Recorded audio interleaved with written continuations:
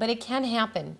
So it is a risk from CF-related diabetes, and we need to maintain normal glucose levels in order to prevent this. Kidney disease, very uncommon CF-related diabetes. This is what can ultimately lead to dialysis. Diabetes is one of the leading causes of dialysis in the country, but it's not that common among CF patients. In the nerves, you may have heard of peripheral neuropathy. It's numbness and tingling that starts in the toes in a stocking and glove distribution. It next can affect the fingers and can lead to instability and ultimately ulcers and amputations and other kinds of diabetes. In CF-related diabetes, it's also not that common and not that severe, but that it can happen. So these things are important. They're there. They're not the primary concern that we have, which is going to be on the next slide. Now, in type 2 and type 1 diabetes, macrovascular disease, which refers to disease of the large vessels, so that's stroke and heart attack, and disease, it's also, there's one called peripheral arterial disease, so disease in the large vessels that supply the legs. The number one cause of death in type 2 diabetes is, and in type 1 diabetes, is a heart attack or cardiovascular disease. So we are very aggressive. We treat the cholesterol, we treat the blood pressure. You know, it's a very large part of managing that kind of diabetes because that's what they're going to die from. It is not described in CF-related diabetes. So we don't need to be so worried about ordering treadmill tests or treating the cholesterol with Lipitor and things like that. In fact, the cholesterol is very low in the patients with CF due to their, low body weight and their malabsorption of fats. And that may, in fact, be one of the reasons why they don't get macrovascular disease. But that's very important to keep in mind. So why do we care about the diabetes, and why do we want to treat the blood sugars? These are the primary reasons. One is a declining body mass index. So maintaining a normal body weight is very important in cystic fibrosis patients.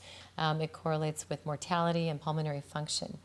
Now, when the blood sugar is over 180, we exceed the threshold in the kidney to reabsorb glucose. So we start to lose glucose in the urine, and glucose is calories. So patients with uncontrolled diabetes, you may have heard of somebody who presented not usually with CF diabetes where it's more subtle, but a different kind of diabetes like the juvenile onset especially, they lose a whole bunch of weight. They can present with 30 pounds weight loss. That's because they're losing calories in the urine. And we, while this happens to a more subtle degree in CF-related diabetes, that's important because we don't want to lose weight. So we sort of set, it's a little bit theoretical, but we have set a goal of 180 as a number to always stay below in CF-related diabetes. So the other thing that happens with diabetes is if patients are starting to check their blood sugar, sometimes they're scared to eat because they don't want to see those high numbers. So that's something to consider when you're starting to monitor for diabetes. And interestingly, even before the monitoring starts, I'll show you a study in a minute, the body mass index starts to decline 2 to 3 years before the diagnosis of diabetes. So there's just this sort of decline that starts. The body mass index goes down, the sugars are smoldering around the diabetic level even before the diabetes is diagnosed, usually at the time that the fasting blood sugar is high, because everyone's used to checking fasting blood sugars. Another thing that happens in the setting of diabetes is muscle loss. So insulin is an anabolic hormone. It's the fed hormone. It's a hormone that's secreted when we eat. We store fat, we lay down amino acids in our muscle, and we store glucose in our liver and our muscle. When insulin is low, it means we're fasted. Typically, a low insulin represents the fasted state. And when you're fasted, you're mobilizing stored fuels. And you start to break down muscle. And so when a patient is diabetic, it's like they're in the fasted state, even when they're not. So we call it a catabolic state. It's a breakdown state. They're mobilizing glucose from their liver. That's why a patient can be hyperglycemic when they wake up, even if they didn't eat anything. Not in CF, but in other patients who are insulin deficient, because their body thinks they're needing to mobilize all this stored glucose all the time. So it's a catabolic state, and muscle loss occurs. So insulin deficiency leads to the breakdown of muscle, or failure to lay down more muscle after eating. And we end up with a decrease in lean body mass, including the muscles of respiration, which may be the link between CF-related diabetes and a decline in pulmonary function. This is the most important clinical consequence of diabetes because CF patients die from pulmonary function, not heart attacks, or not pulmonary function, pulmonary disease, not heart attacks. But the decline in PFTs starts to appear several years before the diagnosis of diabetes. So again, declining body mass index, declining FEV1 and pulmonary function as the sugars are starting to rise. And after the diagnosis of diabetes, the pulmonary function tests continue to deteriorate at a much more rapid rate than a non-diabetic patient with CF. Here is a bar graph showing the percent predicted FEV1 in over 7,000 CF patients with or without diabetes by age group. So here are the different age groups, and the blue is a CF patient without diabetes, and the green is CF with diabetes. And you can see in every age group, the FEV1 is decreased in those with diabetes compared to without. So, are there other possible links between diabetes or hyperglycemia and pulmonary decline? Glucose is directly toxic to the alveoli, which are the little sacs in your lungs, and it may stimulate inflammation. It may potentiate infections by decreasing immune function. So, I mean, in other kinds of diabetes, we know you're at risk for urinary tract infections and skin infections when the blood sugar is uncontrolled, and it may be the same for pulmonary infections, although we haven't really been able to prove that. And proteolysis, or protein breakdown, has been sort of the leading theory, which I just described, which is increased breakdown in diabetes due to decreased insulin, which is important for the muscles of respiration. Here's a slide showing the decrease in protein accretion, or the increase in protein breakdown in patients with CF diabetes. So this is a study by Hardin. She looked at 29 adult CF patients and 18 matched controls. They did these stable isotope studies where they can look at turnover of proteins. And they found that, here's a clinical status score on the bottom. So the lower the clinical status score, the higher the protein breakdown. So there's a very strong correlation between protein breakdown and clinical status, leading support to that particular theory about why diabetes might lead to a decline in pulmonary function. Okay, any questions? All right, a couple from the online, but do you want them we can do, I think we can do them at the end probably. Okay, so then moving on to prevalence. So this is data from the University of Minnesota. What you can see here are by age the prevalence of different kinds of diabetes or glucose abnormalities. So starting with the 5 to 9-year-olds, the dark blue is NGT, which is normal glucose tolerant. These people have completely normal glucoses after a glucose challenge. You know what a glucose tolerance test is. You have to drink 75 grams of glucose and see if it raises your blood sugar. It's a stress test for diabetes. So 57% were completely normal. 34% had normal fasting, but they got a little high after that glucose drink to a level that we consider impaired glucose tolerant, which is also considered pre-diabetic. These individuals have a higher rate of converting to diabetes. And 6% had a normal fasting blood sugar, but after the glucose drink got high enough to qualify as diabetic. And only 3% actually had fasting hyperglycemia. In the 10 to 19-year-olds, the prevalence of impaired glucose tolerance is 38%, and now we've got 15 and 11% of diabetes without fasting and with fasting hyperglycemia. So kind of a big jump there. And as people get older, you know, by the time you're over 20, you've got only 23% of individuals who have completely normal glucose tolerance. Does that seem abnormal to you? These are young, thin individuals. At Stanford, we actually compared them to our own database of individuals who were matched by age and weight. So we compared our CF patients at Stanford, 128, to non-CF patients from my lab, and everybody was, had to have a fasting glucose of under 100, and they had to be under 30, and they all were matched for their body mass index. I can't remember exactly what it was, but they were lean. And guess what? None of the patients without CF had any abnormality in response to the glucose tolerance test. 100% were normal. But look at the CF patients. So, 32% were abnormal. These guys had impaired glucose tolerance, and these guys actually had normal fasting by definition. We required that, but they were diabetic in response to the glucose tolerance test. I put this slide in here just to show you the contrast, because it's not normal to have any glucose intolerance at that age and weight. So a prevalence summary for you, a little take-home message, is that in CF patients over 20 years of age, 15% have fasting hyperglycemia. 40% will qualify as diabetic based on either fasting or oral glucose tolerance testing, where the fasting is normal but the 2-hour is over 200.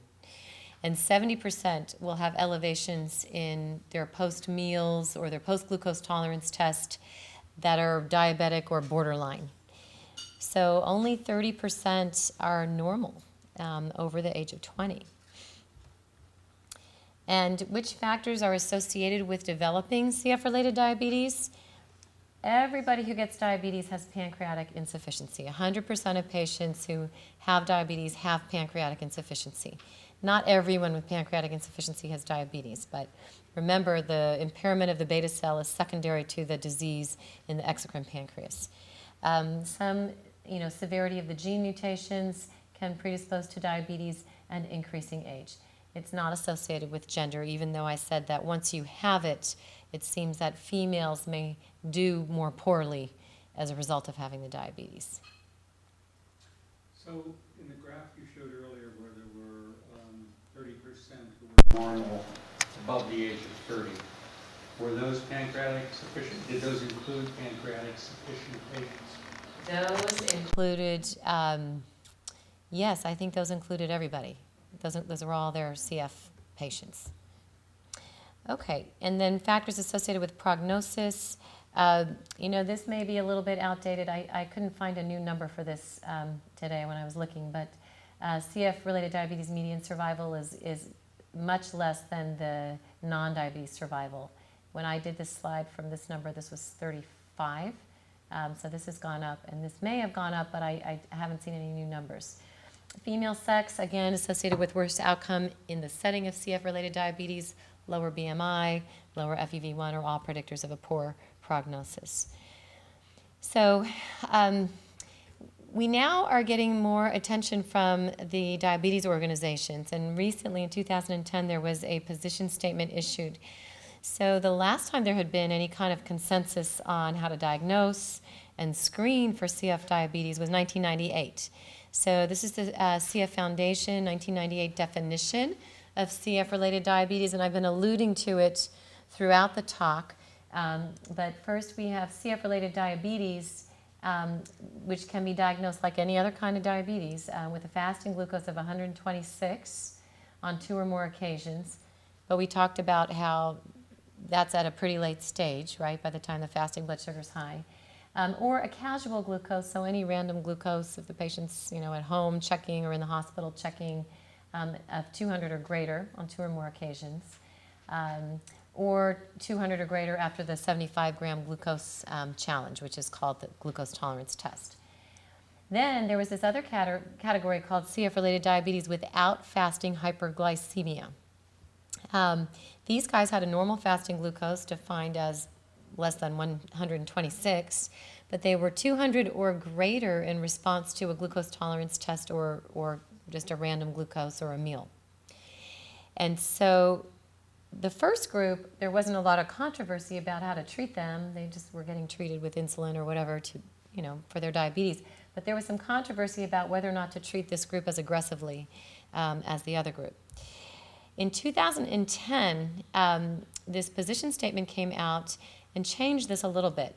So the diagnosis, they decided that it doesn't matter whether or not you have fasting hyperglycemia, and you don't need to split these two groups to with or without fasting hyperglycemia, because both groups, and I'll show you the slides in a minute, both groups show pulmonary decline in the setting of the high sugars, whether or not there's a high fasting blood sugar, and both groups respond to insulin therapy. So they didn't feel like they needed to split the two groups. So the diagnosis is a fasting of 126 or greater, or a 2-hour post-glucola, 75-gram glucose drink of 200 or greater. This is the same as any other kind of diabetes, and you have to repeat it. Or a hemoglobin A1C of 6.5% or higher. That's also a new diagnostic criteria for the other kinds of diabetes. However, in CF, if you have a A1C less than 6.5, it certainly does not rule out diabetes. If it's high, it can suggest it, and it can actually make the diagnosis. But if it's low, it does not rule it out, because there are a number of studies showing that the A1C is lower than the glucose is. It kind of can underestimate the number of patients who have diabetes. Again, that's the A1C. Do you guys know what the A1C is? The A1C is the amount of glucose that's coating the hemoglobin on the red blood cells. And the red blood cells live for 120 days. So it ends up being an average of the total blood exposure to glucose every minute of the day over the last 3 months. So it's different from the finger sticks, which are a single point in time. So we like to monitor this when we're managing diabetics. It's very new to be able to actually diagnose someone with that. All right, so here are some other new things, which I think are nice that they actually outlined other ways to diagnose the diabetes. So during acute illness requiring IV antibiotics or glucocorticoids, if the fasting sugar is 126 or greater, or the 2-hour post-meal is over 200 for at least 48 hours, they can be diagnosed with CF-related diabetes. And during continuous enteral feed, so a tube feed, if the mid-feed or immediately after the feed blood glucose is 200 or greater, they can also be diagnosed with diabetes.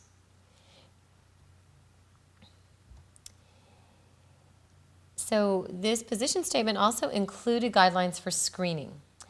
There had been a lack of, throughout the country, kind of a general lack of performing the glucose tolerance tests. And as we've been discussing, relying on a fasting glucose finds the diabetes far too late. But the comments relating to the outpatient screening were that the A1C has a low correlation with the glucose tolerance tests. It can underestimate the level of glycemia, and therefore normal value does not rule out cystic fibrosis-related diabetes. We will use the A1C for monitoring once they're diagnosed, and if it's high, it can help you diagnose them, but do not hang your hat on a low value.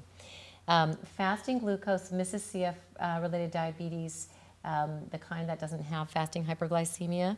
So again, don't rely on a fasting glucose. The ideal test is the 2-hour 75-gram glucose tolerance test, which they're doing regularly at Stanford. This should be administered every year starting at age 10.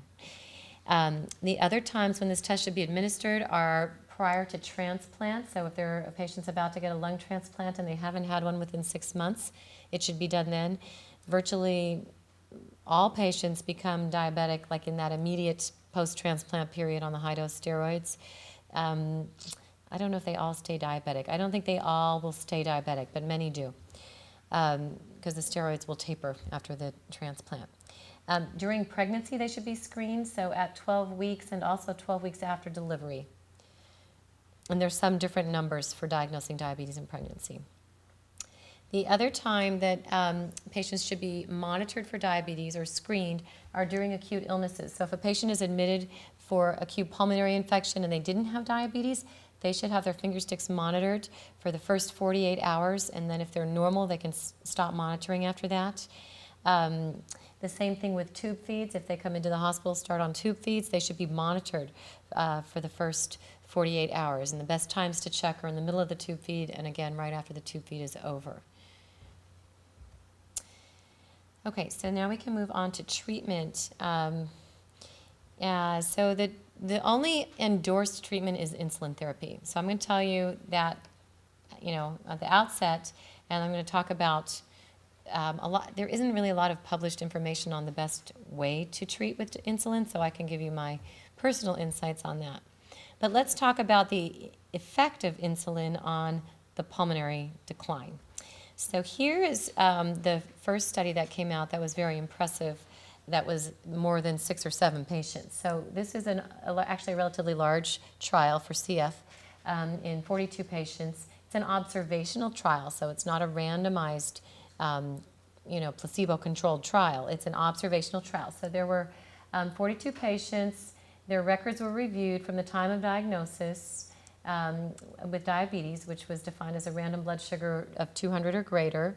Their mean age was 21 years old, and there were 27 females and 15 males. 31 of these subjects at the time of diagnosis received a rapid-acting insulin. So that's Lispro or Novolog or Humalog or Aspart. Those are the names. So those are the ones you take right with the food. 9 of them received a combination of rapid-acting and long-acting, and 3 received, looks like I didn't put it on there, but I think it was 3 received just the long-acting alone. So the majority received that rapid-acting insulin that you take with food. The pulmonary function test and the